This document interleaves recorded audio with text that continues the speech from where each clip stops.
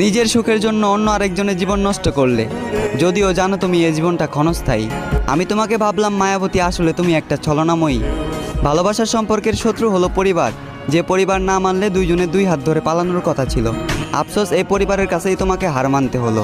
তবে তুমি পরিবারের জন্য সাধারণ একটা মানুষকে হারাওনি, বরং তুমি এক টুকরো হৃদয়কে হারিয়েছ, যে হৃদয়ে শুধু তোমার নামটাই লেখা ছিল, যার ভালোবাসাটা ছিল তোমার প্রতি সমুদ্রের মতোই বিশাল। আফসোস, এই ভালোবাসাটাকেও তুমি মনে রাখবে না। সময়ের ব্যবধানে এই ভালোবাসাটাকেও তুমি একদিন ভুলে যাবে, সেটা আজ না হয় কাল। তবে তোমাকে শেষবারের মতো অনুরোধ করব, কোনো এক স্টেশনের ভিড়ে 4 রাস্তার মোড়ে অপরিচিত হয়ে শেষবারের মতো দেখা দিও আমায়।